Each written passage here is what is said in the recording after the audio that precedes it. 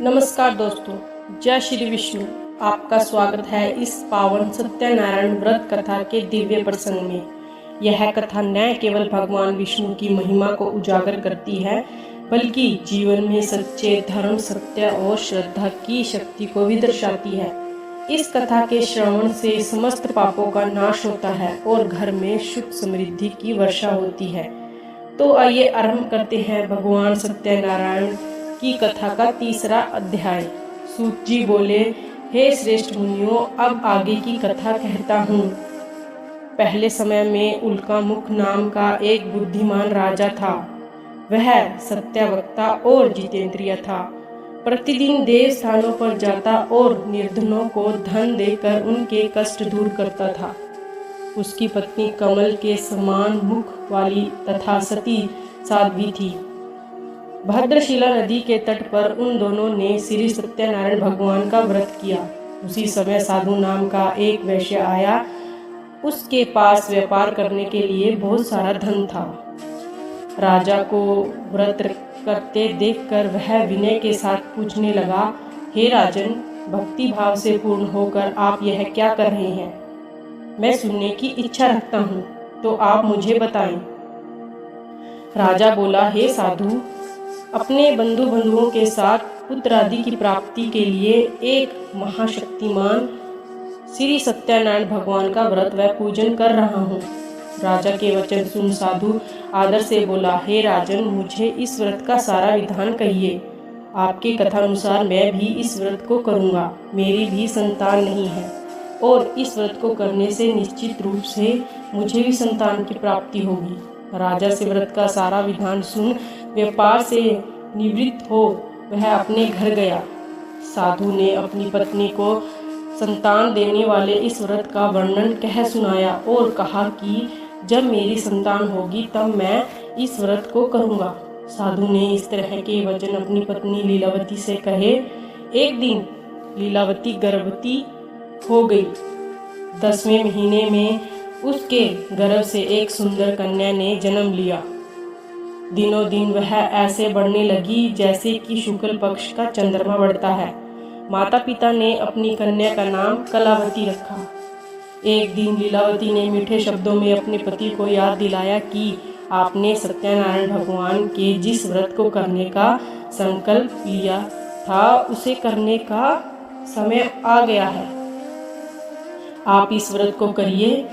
साधु बोला कि हे प्रिय, इस व्रत को मैं उसके विवाह पर करूँगा।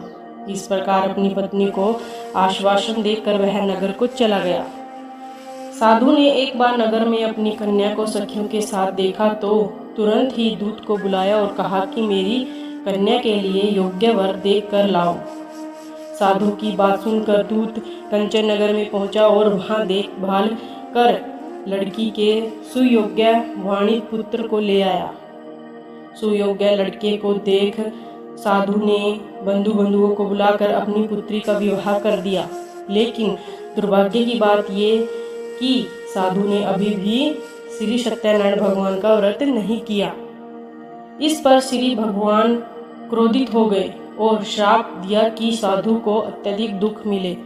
अपने कार्य में कुशल साधु बनिया जमाई को लेकर समुद्र के पास स्थित होकर रत्नासारपुर नगर में गया। वहां जाकर दामाद ससुर दोनों मिलकर चंद्रकेतु राजा के नगर में व्यापार करने लगे। एक दिन भगवान सत्यनारायण की माया से एक चोर राजा का धन चुरा कर भाग रहा था। उसने राजा के सिपाहियों को अपने पीछे देखकर चुराया हुआ धन वहां रख दिया जहां साधु अपने जवाई के साथ ठहरा हुआ था। राजा के सिपाहियों ने साधु वैश्य के पास राजा का धन पड़ा देखा तो वह ससुर जमाई दोनों को बांधकर प्रसन्नता से राजा के पास ले गए और कहा कि उन दोनों चोरों को हम पकड़ लाए हैं। आप आगे की कार्रवाई की आज्ञा दें।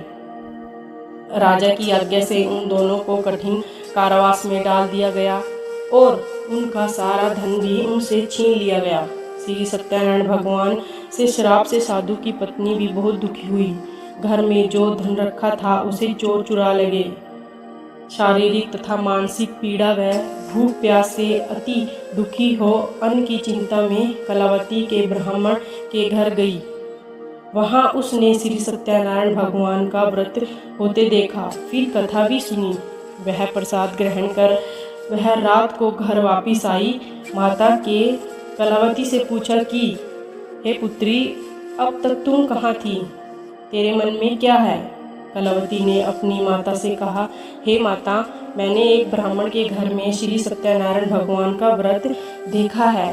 कन्या के वचन सुन लीलावती भगवान के पूजन की तैयारी करने लगी।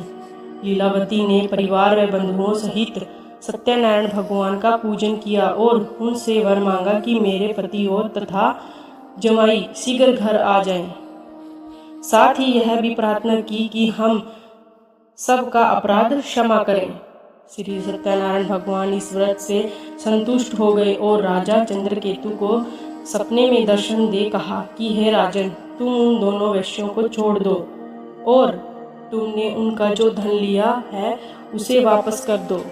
अगर ऐसा नहीं किया तो मैं तुम्हारा धन, राज्य व संतान सभी को नष्ट कर दूंगा।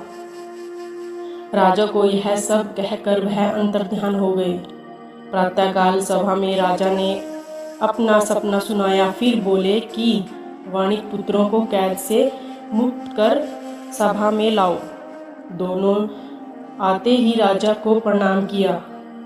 राजा मीठी वाणी में बोला, हे महानुभावों, भाग्यवश ऐसा कठिन दुख तुम्हें प्राप्त हुआ है, लेकिन अब तुम्हें कोई भय नहीं है।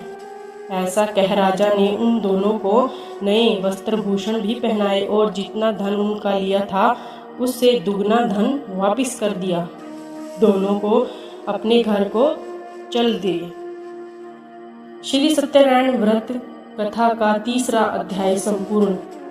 बोलिए श्री सत्यनारायण भगवान की जय। इस कथा को सुनने मात्र से जीवन में सकारात्मक परिवर्तन आने लगते हैं। अगर आपको ये वीडियो पसंद आई हो तो लाइक करें, शेयर करें और हमारे चैनल को सब्सक्राइब जरूर करें ताकि आगे आने वाले अध्याय भी आप तक समय पर पहुँचें। जय श्री हरि। जय श्री सत्यनारायण भगवान की जय। धन्यवाद।